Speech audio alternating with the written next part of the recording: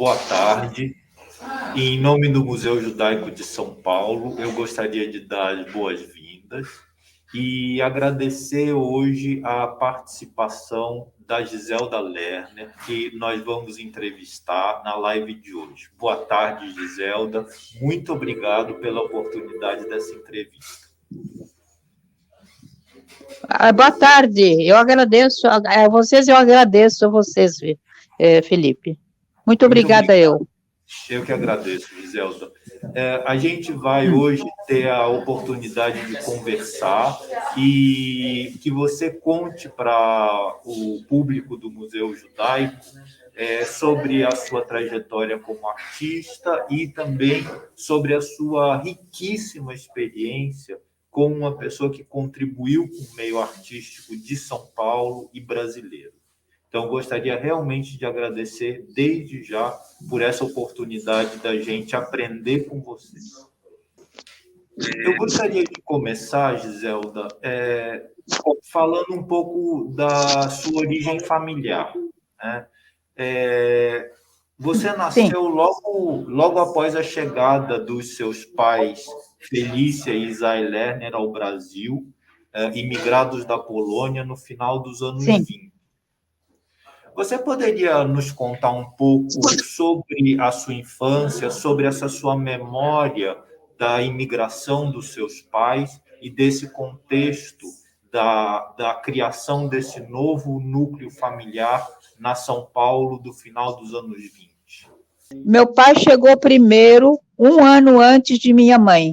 Eles casaram em Varsóvia e ele veio para o Brasil. Foi em 1926. Em seguida, veio minha mãe de navio, em 1927, acompanhada da mãe dela, minha avó, Schendel Eichenbaum. Vieram para São Paulo.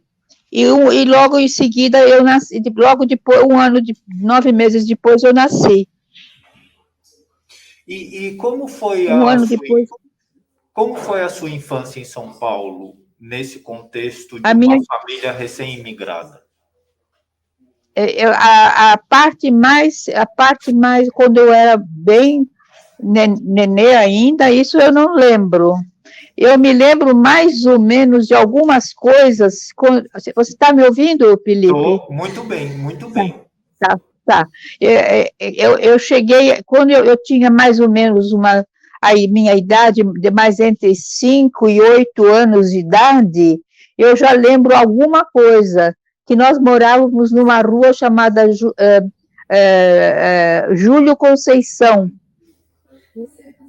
Eu me lembro que era uma casa, era um prédio, não sei se esse prédio ainda existe, era um prédio antigo com o andar de baixo e o andar de cima.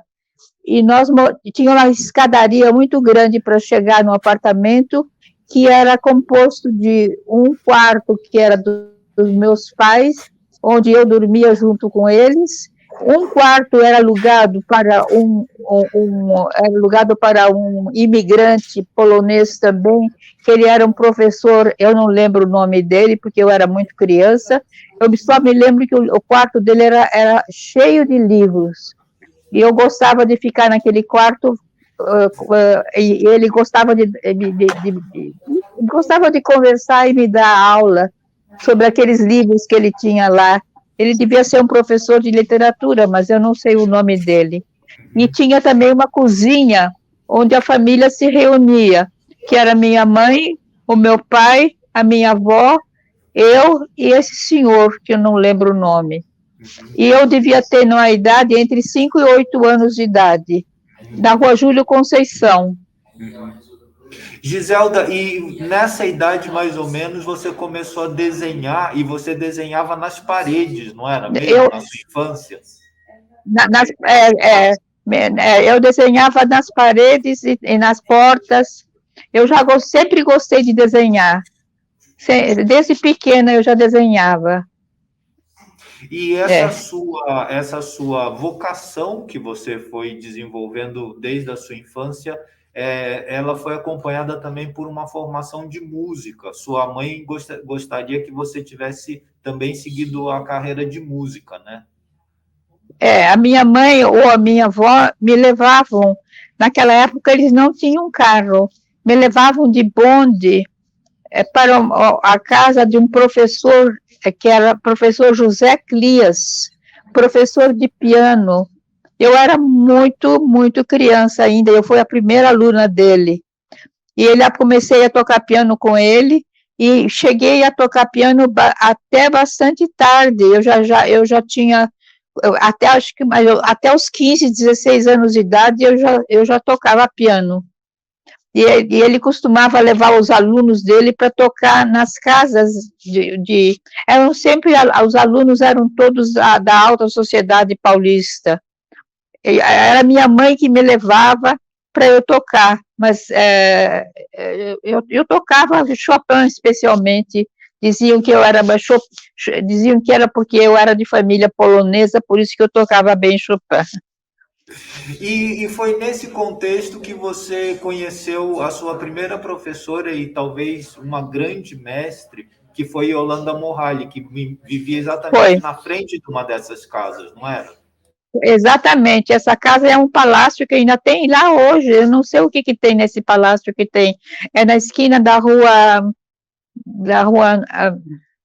não me lembro a rua. É a Higienópolis com a Dona Veridiana, não é?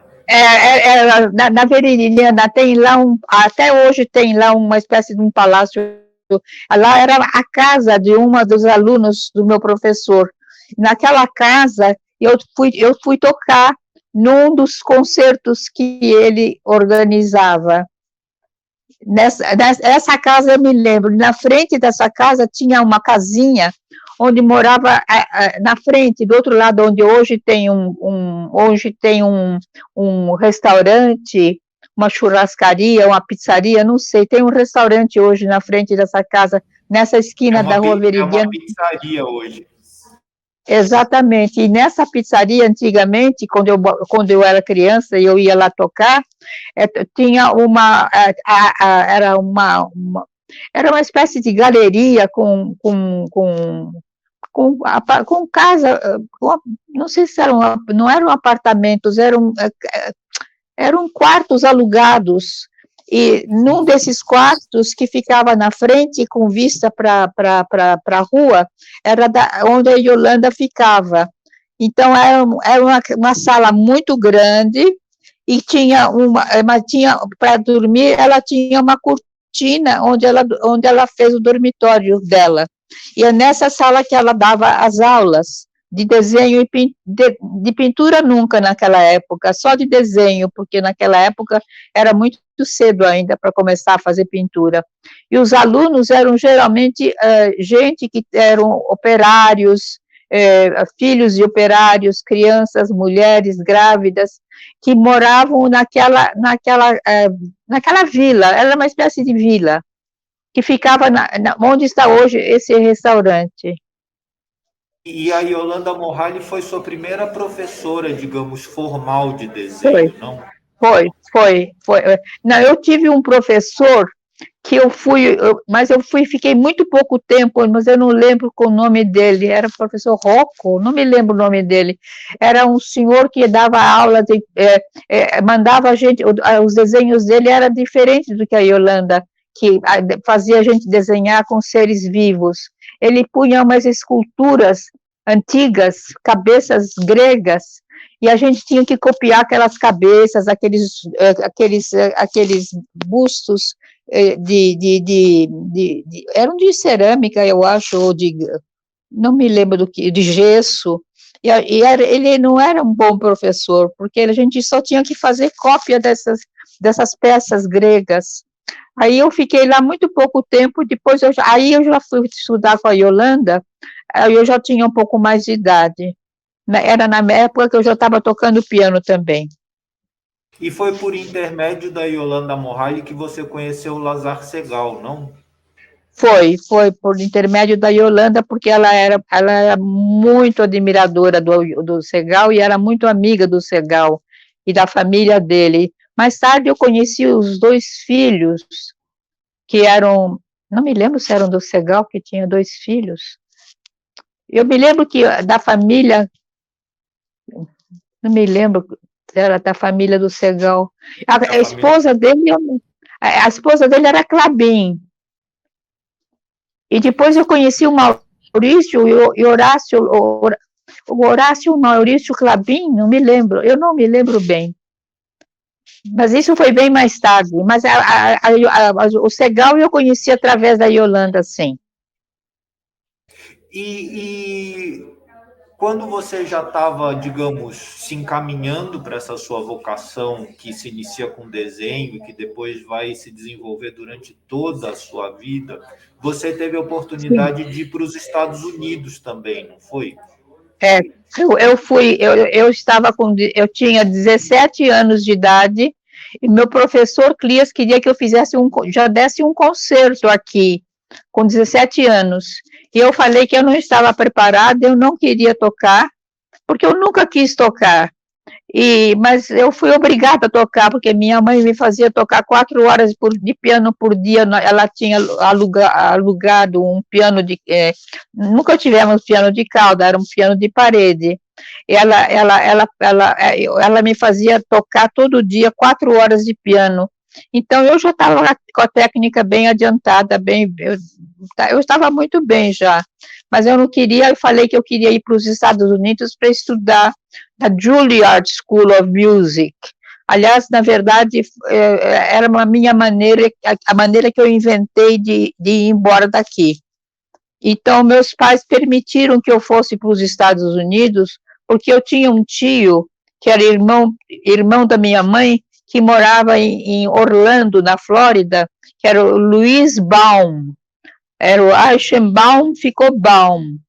E ele morava lá, e ele veio me buscar, quando eu cheguei lá, eu tinha 17 anos de idade. E eu fiquei lá até os 18.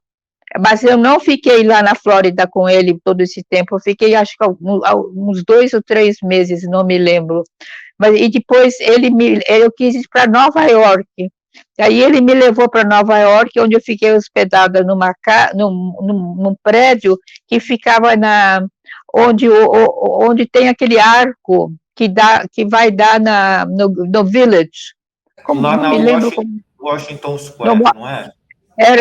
Ficava no Washington Square esse prédio, e essa senhora, não me lembro o nome dela, eu me lembro que ela já era uma mulher de mais idade, e ela era, naquela época, eu acho que eu acho que a guerra tinha acabado, eu acho que a guerra terminou em 1945, não foi? Eu acho que você foi para lá entre 46 e 47, logo depois da guerra.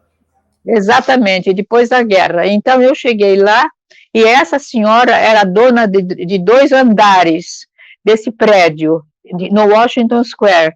E num desses andares, tinha quartos, e a gente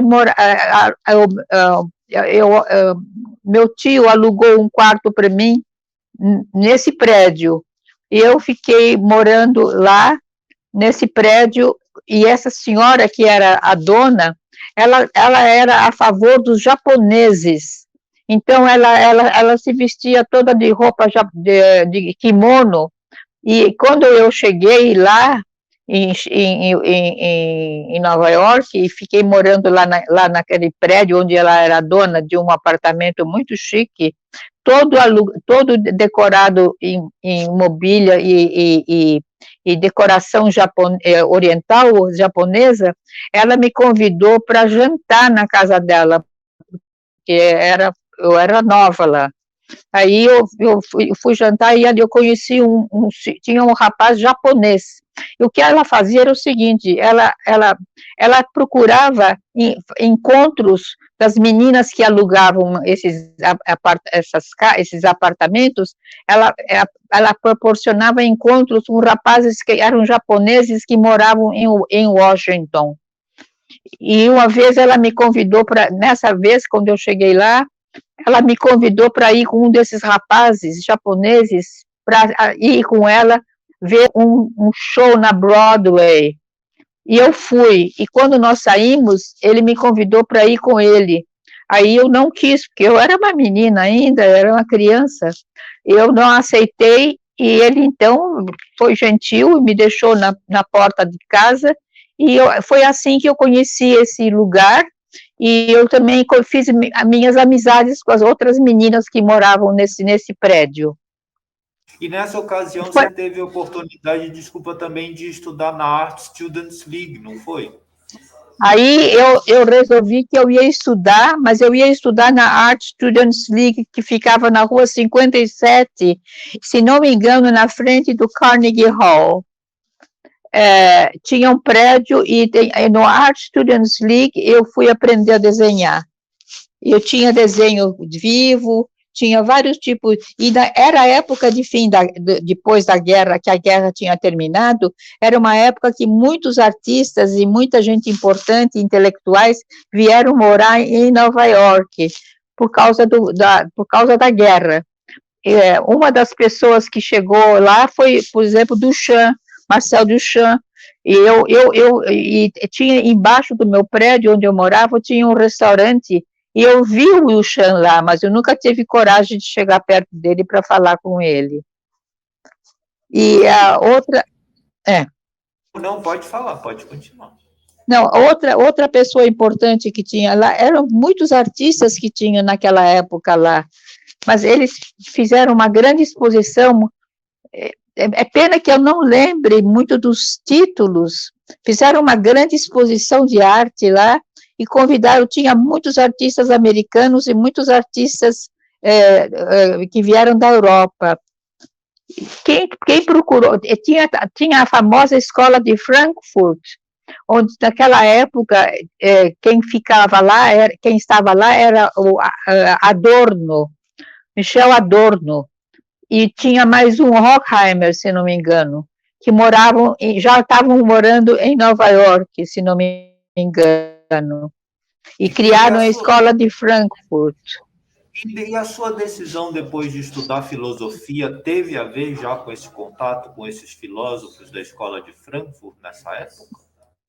Não, só de mais tarde, quando eu já voltei para o Brasil e que me casei com um major americano que estava no Brasil naquela época, quando eu voltei, eu estava com 18 anos de idade, e eu encontrei ele na casa de um senhor que morava em São Paulo, e numa festa das crianças, ele era separado da mulher, e ele fez uma festa, ele tinha 2 filhas, e ele era aniversário de uma das crianças, que aliás que eu quando estava em Nova York, voltei para São Paulo, a mãe que morava em Nova York nessa época com as crianças, pediu que eu levasse as 2 crianças para São Paulo, porque o pai ia ficar esperando. E o pai realmente ficou esperando no Rio de Janeiro, porque o avião desceu primeiro no Rio, depois em São Paulo. E aí eu entreguei as 2 crianças para ele, e quando foi o aniversário de uma delas, ele me convidou para o aniversário da criança. E Cantor, o nome era Cantor, René Cantor era a menina. Uma delas, inclusive, casou depois, se não me engano, com o João Carlos Martins, que era o pianista, que foi o aluno do meu professor, o João Carlos Martins, que depois foi o maestro, ele está vivo até hoje. Giselda, e logo depois que você voltou para o Brasil, você participou também das Bienais de São Paulo, da 2ª e da 3ª Bienal de São Paulo. Não foi logo. Da 2ª eu participei, eu não lembro. A Bienal ficava na Avenida... pode ser, sim. Ficava na Avenida Paulista, em frente da praça que tinha lá. Não é? Aquela Sim. Bienal, foi a primeira Bienal, depois foi a 2ª Bienal. Acho que eu participei da 2ª Bienal. Eu já tinha trabalho naquela época. E naquela época das bienais havia um grande debate entre a figuração e a abstração. E você participou dessa polêmica? Quem participou desse debate foi meu pai, porque nessa época meu pai já era fazia parte da direção do Museu de Arte Moderna, e também ele era amigo do Titilo Matarazzo, que fundou a Bienal. Então, ele também participava na diretoria da Bienal. Então, meu pai passou a se interessar por arte por causa de minha mãe, que foi aluna do Brecheret, que estava naquela época construindo aquela escultura grande que tem no fim da Rebouças. Como é que chama aquela escultura? Tiradentes? Não. O monumento aos Bandeirantes. O Monumento aos Bandeirantes. Naquela época, quando ele estava criando o Monumento aos Bandeirantes, a minha mãe se interessou ela que tinha sido música antes, já não podia mais cantar, porque ela é cantora, não podia mais cantar, então ela entrou lá dentro e falou com ele, com o Brecheret, e falou que ela queria aprender a fazer escultura, porque ela nunca tinha feito a escultura na vida. Então, ele falou que ele não dava aula para mulheres, mas mas no fim ele acabou cedendo, e ela sentou lá, ele pôs ela sentada lá, e ela fez uma cabecinha com barro, e as primeiras esculturas dela eram com barro, e as primeiras esculturas dela foram feitas no ateliê do Brecheret. Quando ela já estava, meu pai já tinha possibilidade, porque a indústria do meu pai foi crescendo, então ela já tinha a possibilidade de assistir às aulas do Brecheret, e depois ela tinha uma casa que ficava perto da Avenida Brasil, era na rua Guadalupe. Eles já viviam numa mansão naquela época. Eu nasci numa casa que parece que a gente morava em um porão, porque éramos muito pobres. E o meu pai foi crescendo na indústria dele e, ao mesmo tempo, se interessando por arte por causa da minha mãe. E foi assim que aconteceu. Quer dizer, do jeito que eu falo, parece tudo muito rápido, mas foi um longo tempo, né? E seu pai, depois, ele fundou a Galeria de Arte das Folhas, inclusive nesse contexto da participação da Bienal dele, não foi?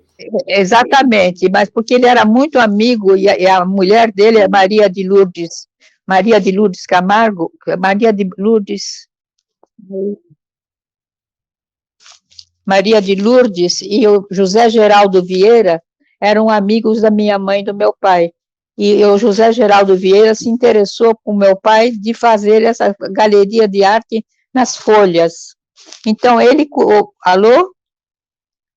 Alô? Estamos ouvindo bem, estamos ouvindo bem. Sim, sim. O José Geraldo Vieira cuidava da parte artística, e meu pai foi o, digamos, era o financiador desse museu, que ficava na frente de onde hoje, não sei se a Folha ainda continua lá, onde tinha, atrás tinha as máquinas, as impressoras de jornal. A Folha de São Paulo já era um jornal muito importante naquela época. Hoje é na Rua Barão de Limeira. E na frente tinha a galeria que dava para... Ainda naquela época também era Barão de Limeira. E a galeria ficava de frente para a rua. E no fundo, na parede, nos fundos dessa galeria, tinha um grande mural que foi pintado pelo Platner, que morava no Brasil naquela época, e que ficou muito amigo nosso, e pintou aquele mural. Eu não sei o que aconteceu com aquele mural, se foi destruído, mas eu sei que não existe mais nada, nem a galeria não existe mais. E tinha o Prêmio Lerner de Arte Contemporânea naquela época. E os prêmios, meu pai dava o prêmio, as exposições eram organizadas pelo José Geraldo Vieira, e meu pai patrocinava. As exposições deram um grande resultado.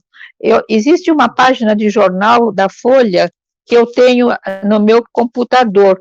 Eu não sei, eu tenho a impressão que eu até ouvi você, que você achou, Sim, cujos nós artistas acabamos, foram premiados, e não nós era... acabamos, sim, nós acabamos de É, mostrar essa página. essa página tinha vários artistas, todos os artistas que foram premiados nas exposições, e os prêmios não era em dinheiro para os, não era em dinheiro, eram que os artistas premiados as obras premiadas eram enviadas para diversos museus do Brasil inteiro. Giselda, e eu Esse foi o gostaria trabalho. Sim, perdão, eu gostaria que você comentasse fala. também essa sua produção justamente para jornal, que é toda uma parte de ilustrações que você fez já no contexto da literatura, por exemplo, essas ilustrações que você fez para o Estado de São Paulo, para o jornal. Bom, mas isso foi uma outra época. Nessa época, eu já estava, eu era muito amiga dos diretores, do pessoal que trabalhava no suplemento literário do Estadão. O Estadão ficava no centro da cidade, perto da Avenida São Luís, se não me engano. E lá ficava o Estadão, mas lá tinha também o bar lá embaixo, onde a gente se encontrava. E quem eram os diretores do suplemento, se não me engano, tinha o Fernando Pedreira, tinha um amigo meu, era o Braulio Pedroso, que depois escreveu, ficou muito famoso também, e morreu no Rio de Janeiro, o Braulio Pedroso. Eram todos meus amigos daquela turma, tinha o Delmiro Gonçalves, tinha uma turma grande de amigos que trabalhavam no Estadão naquela época. Então, quando aparecia um conto para ser ilustrado, eles entregavam para mim o conto, eu lia o conto e eu ilustrava. E ilustrações são bem antigas agora, quando eu vejo. Mas nessa época, você também já estava expondo a sua produção de desenho, né? Na verdade, desde os anos 50, você vem expondo essa produção, não é? Eu expus, mas eu acho que você vai encontrar, se você vai ver na minha página, onde tem a minha biografia, você vai ver a minha primeira exposição, onde é que foi, eu não lembro. Mas, eu fiz... Em 94, teve Sim. uma grande retrospectiva da sua trajetória na Pinacoteca de São Paulo, não foi? Bom, mas isso foi bem mais tarde, aí eu fui convidada, quem era o diretor era Emanuel Araújo, que era meu amigo da família, e amigo até hoje. Hoje ele dirige o Museu de Arte Africana, lá no Ibirapuera. Então, o Emanuel era diretor da Pinacoteca naquela época, e ele me convidou para fazer uma exposição lá. Aí, né, essa exposição que eu fiz na Pinacoteca foi a primeira grande retrospectiva que eu fiz na vida, foi feita lá. E o meu trabalho ocupava todo o espaço da parte de baixo da Pinacoteca, onde tinha uma espécie de espaço interno também, uma espécie de pátio, e naquela época ele já tinha convidado, se não me engano, era convidado Paulinho Mendes da Rocha para fazer a reforma da Pinacoteca, e começaram a fazer a reforma, mas quando eu expus lá, eles ainda não tinha sido reformada a Pinacoteca. E você expôs também esculturas nesse momento? Não, esculturas eu nunca expus. As minhas esculturas são a minha mãe, quando minha mãe foi morar em Campos do Jordão, quando ela foi para lá, eu fui com ela e comprei um lugar para ficar lá, e ficava também com a minha mãe e ajudava muito a minha mãe. Mas fazer escultura mesmo, eu tentei fazer algumas, mas eu nunca fui uma escultora, nunca. Eu tentei fazer uns croquis para fazer esculturas de ferro, mas eu não posso me chamar de escultora. Nunca fiz escultura, realmente. Eu fiz tentativa só. Eu digo Mas porque... Não, sim, desculpa, fala. esses seus croquis você expôs, né? Os croquis para as esculturas. Os croquis, sim, mas eu não cheguei a fazer. Não cheguei a fazer. Naquela época... Perdão, e a sua parte de pintura? A parte de pintura, meu marido tinha um escritório de arquitetura, porque ele era arquiteto, o Ítalo Eugênio Mauro, quando ele veio para o Brasil, depois que ele se formou na Itália, ele veio para o Brasil e se formou e dirigiu um escritório de arquitetura. E na rua, no centro da cidade, tinha o Instituto dos Arquitetos, ficava dentro de um prédio, onde justamente Paulinho Mendes da Rocha, eu conheci lá, ele tinha um ateliê lá, e meu marido tinha o ateliê dele lá, nesse prédio, chamava-se, se não me engano, não sei o que, dos artistas. Instituto dos Arquitetos, talvez? Instituto dos Arquitetos. E meu marido tinha um grande salão lá. E como ele parou de fazer arquitetura, porque quando ele parou de fazer arquitetura para se dedicar a fazer a Divina Comédia, que ele fez, que ele trabalhou na tradução, ele largou da arquitetura, ele entregou aquele salão para mim. E como aquele era muito grande, e eu já estava muito prática em desenhar, e também comecei a pintar. Aí eu trabalhei muito naquele prédio, onde na entrada do prédio tinha um mural, que outro dia apareceu aqui na televisão, se não me engano, um mural do Antônio Bandeira, que logo na entrada do prédio, do lado direito, e os salões onde tinha o Aaron Cohen, tinha um escritório lá, tinha o meu salão onde eu ficava ao lado do Instituto dos Arquitetos, onde eles tinham um trabalho meu, se não me engano. E lá eu comecei a pintar também.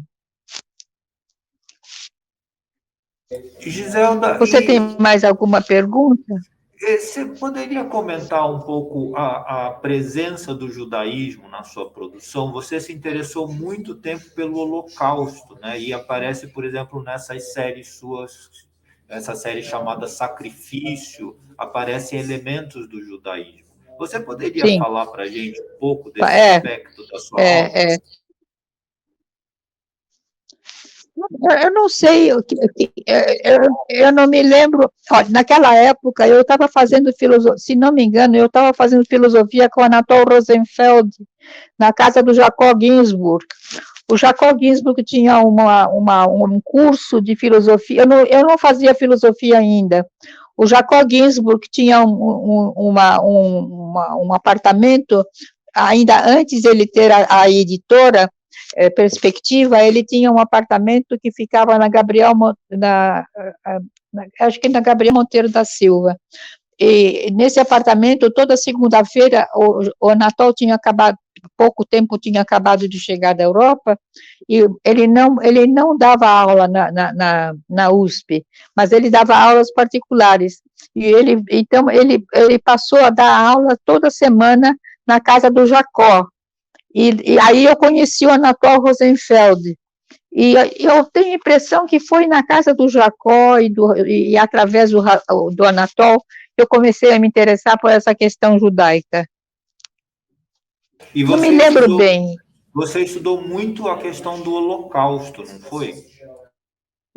Eu estudei porque eu li muito, porque eu tinha uma biblioteca muito, muito grande, e eu sempre li muito. Eu fui uma grande leitora, e então tudo que tinha para ler sobre o Holocausto, eu li.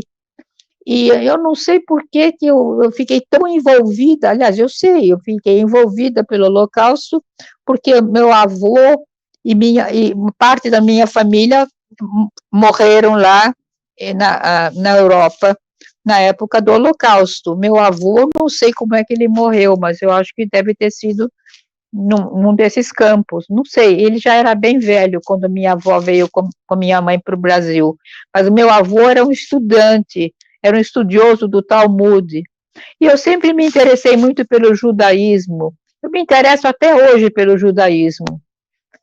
Eu acho que o judaísmo é uma religião, aliás, eu me interesso por religião em geral, né? Tanto que quando eu terminei a faculdade de filosofia, eu fui bacharel em filosofia, eu fui fazer filosofia da religião. O único professor que dava esse curso de filosofia, na USP, de filosofia da religião, era o Walter Reichelt. O Walter Reichelt era um grande amigo meu, e foi meu professor, e ele estava dando um curso de filosofia do judaísmo,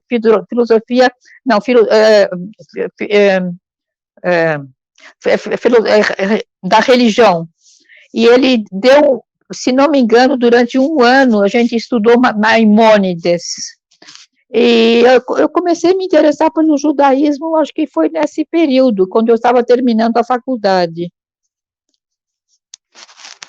Tem muita coisa que eu não lembro mais, né? Giselda, o Walter Reichelt foi muito importante. E você tem não também... sei se você conheceu. Não, pessoalmente não. De nome, sim. De nome, muito. Porque lá na Ele filosofia... foi meu professor durante... Na filosofia ele era uma referência, né? Então, ele foi meu professor durante 2 anos, depois ele morreu. Eu ia fazer a minha pós-graduação com ele. Eu já tinha a minha tese de doutorado pronta, já estava elaborando junto com ele. Ele não queria que eu fizesse mestrado, ele queria que eu fizesse diretamente o doutorado. Mas eu não consegui terminar porque ele morreu. E não tinha nenhum professor, assim como o Reichelt, que se interessava pelo judaísmo e se interessava tanto pela religião. E eu sempre me interessei pela religião. Não só pelo judaísmo, mas todas as religiões. E você tem também uma importante produção literária, que começa com o seu livro A Filha de Kafka, né? Você escreveu 6 livros. O primeiro publicado em 99, né? Pela Masao Ono. Pelo Masao Ono, exatamente. Foi o primeiro livro que eu publiquei. E depois esse livro foi traduzido para o francês, e eu fui para França, para Paris, porque ele foi editado na França, incrível, porque foi publicado pela Gallimard, que é uma casa editora de grande importância. Então, pela Gallimard, eu fui lá e e lá tinha a Casa do Brasil, lá, que ficava perto da Quinta Avenida, se não me engano, era agora me atrapalhei. Era a Casa do Brasil que tinha lá. A Gallimard era na França, em Paris. Eu cheguei a morar em Paris. Eu morei em 3 anos em Paris, sim. Hein? Tem um conto seu chamado O Último Sorriso de Beatriz, tem um soneto que eu gostaria de saber se você poderia comentar para a gente. O soneto, eu gostaria muito. Posso ler o soneto, que é muito Sabe bonito. O que acontece? Eu andei... Pode, você já leu uma vez, mas você pode ler. Eu procurei, eu não acho, não sei se...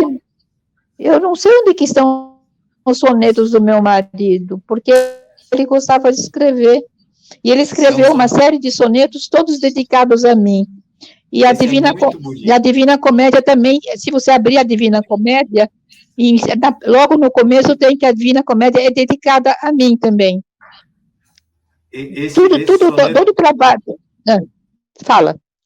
Não, esse soneto é muito bonito. Eu gostaria de ler para as pessoas que estão nos ouvindo. Pode ler, mas eu não sei aonde, sim.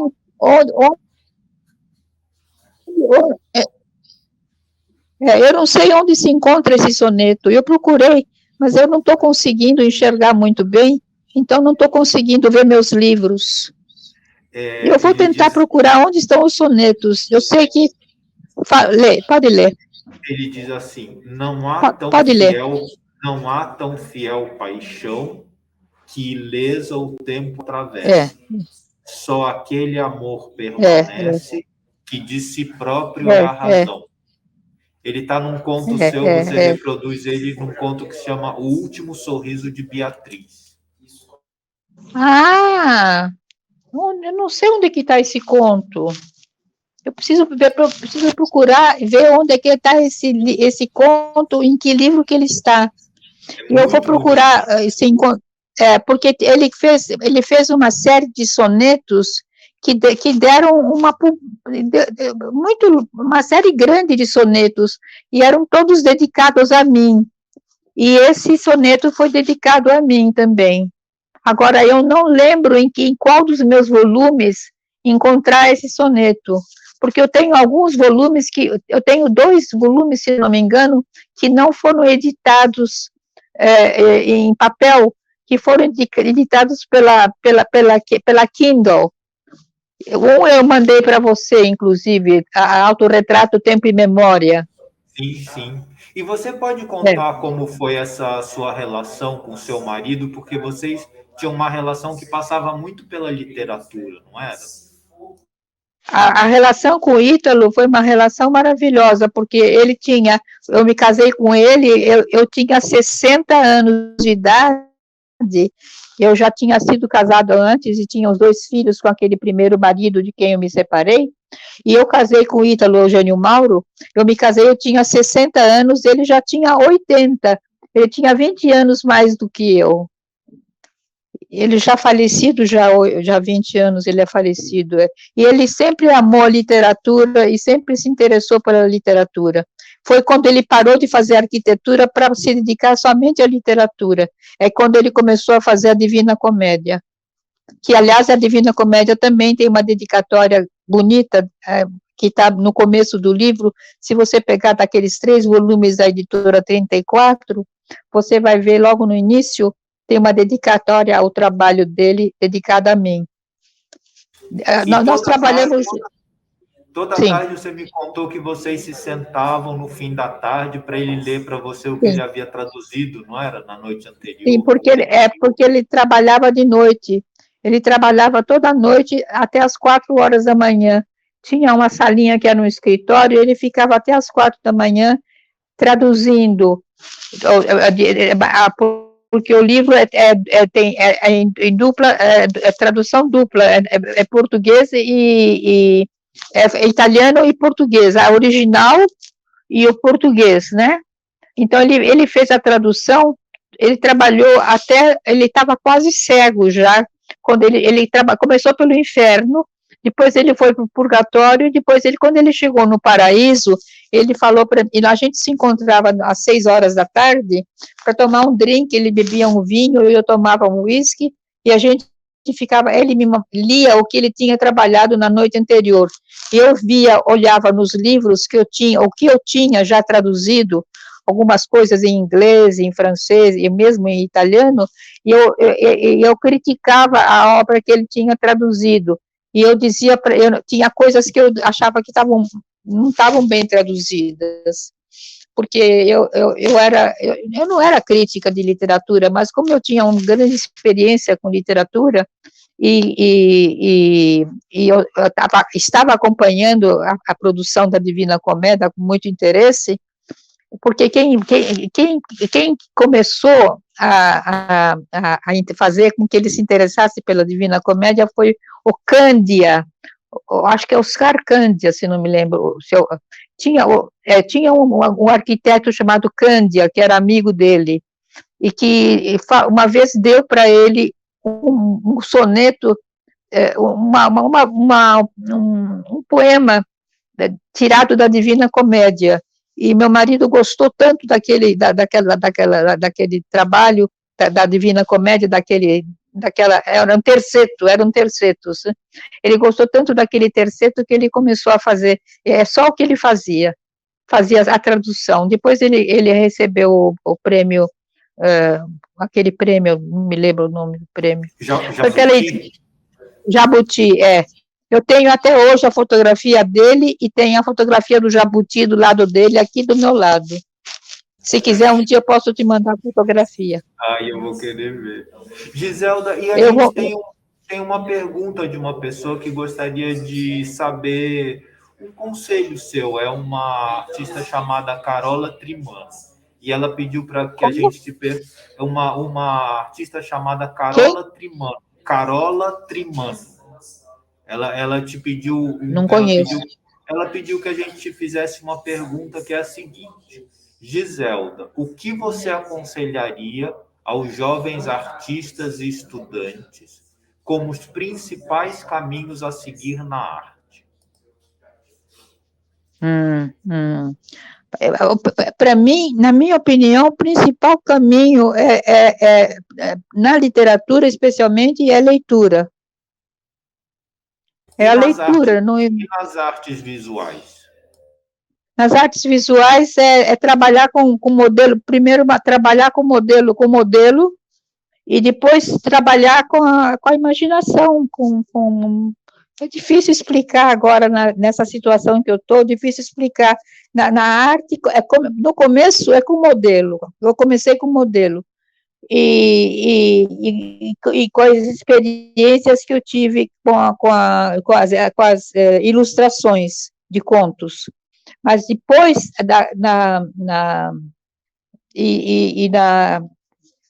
o que mais que eu falei? A minha Também experiência no quê? Na leitura. a leitura. E depois a leitura foi a maior experiência de todas, porque eu tinha uma biblioteca que eu acho que eu deveria ter uns 8.000 volumes, que depois foram todos dedicados, foram espalhados. Primeiro, eu dei uma grande quantidade, eu dei para a USP, e depois eu dei para a PUC, e eu vendi muita coisa também, eu vendi algumas coisas. Bom, eu sei dizer que eu acabei ficando com um pouquinho que está aqui do meu lado agora, que até eu posso fotografar para mandar para você. E a Araci Amaral, ela quando escreveu sobre a retrospectiva na Pinacoteca em 94, ela também destacou a sua grande autenticidade, que você era uma artista que tinha um grande diferencial porque você sempre produziu de uma maneira muito introspectiva, sem buscar muita exposição para o público e seguindo muito aquilo em que você acreditava. Talvez isso seria uma mensagem também para as pessoas que estão se formando. Eu acredito que é uma boa mensagem, porque eu nunca procurei muito a venda, nunca procurei vender, e nunca me procurei ser famosa, digamos, ser como artista, e ter um grande público, como, por exemplo, eu fui muito amiga da Hilda Ilst, que se rodeou de gente que era uma gente importante que se rodeava. Eu gostava muito da Hilda, eu era muito amiga dela.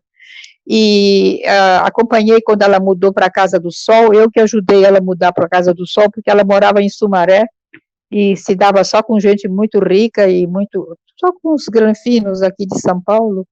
Eu conheci várias camadas de pessoas, de sociedade, né? Tanto da alta sociedade paulista, como e os intelectuais, mas mas eu pessoalmente nunca procurei fazer do meu trabalho, vender meu trabalho, fazer grandes alarde do meu trabalho. Digamos que eu fui modesta, ou humilde, sei lá, não sei. Autêntica, eu diria. Também é possível. Eu acho que quem é autêntico hoje sou eu. Hoje eu sou autêntica porque eu estou tão velha que eu não lembro mais de nada. Eu acho que você lembra de muita coisa e você ensinou muita coisa para a gente hoje, Zelda. Que coisa boa. Eu gostaria de agradecer imensamente pela sua entrevista de hoje. Para nós é uma honra ter você contribuindo com o Museu Judaico de São Paulo, e eu gostaria de agradecer em nome de todos nós por essa oportunidade de te ouvir. Que bom, quem agradece sou eu. Eu sou muito agradecida, porque já faz muito tempo que eu não tive esse privilégio de poder falar alguma coisa ainda do meu passado. Então, sou eu que agradeço, viu, meu querido? Aliás, são todos meus queridos. Tem muita coisa hoje que é feita na arte também. Eu tenho visto muitos filmes documentários sobre Inhotim, que eu não conheço, que eu não estive, e muitos documentários sobre a arte contemporânea. Tem muita coisa que eu não entendo, sinceramente não entendo, mas, mas a gente não dá para acompanhar tudo. O tempo vai levando a memória e que fica, ficou. E o que ficou, o pouquinho que eu dei para dar para você, eu agradeço. Muito obrigado, porque a gente tem diante de nós esse grande desafio que é estar à altura da missão de um museu judaico de São Paulo. E certamente ter você do nosso lado é uma grande motivação para a gente seguir adiante. Esse museu é uma maravilha, é pena que eu não posso ver por dentro, mas eu conhecia muito bem esse museu quando era sinagoga. A minha mãe costumava ir na sinagoga, ficava sentada em cima, porque naquela época eram separados, os judeus eram separados, as mulheres dos homens. E naquela sinagoga, embaixo, no térreo, naquela época, tinha as grandes festas. Eu não lembro, eu assisti festas muito lindas que tinha. A sinagoga é muito bonita, eu gosto muito da sinagoga. E eu sei que houve uma reforma muito grande e que vocês fizeram um museu muito lindo. Não vai ser possível eu ver o museu. Mas eu tô vendo, eu vejo as fotografias às vezes. E espero. Estou com vocês e agradeço imensamente a oportunidade, tá? Muito obrigado, Giselda. Muito obrigado. Eu que agradeço. Tchau, meu querido. Tchau. Tchau, boa tarde. Obrigado. Obrigado eu. Um grande abraço, um grande beijo. Tchau. Tchau. Obrigado. Tchau.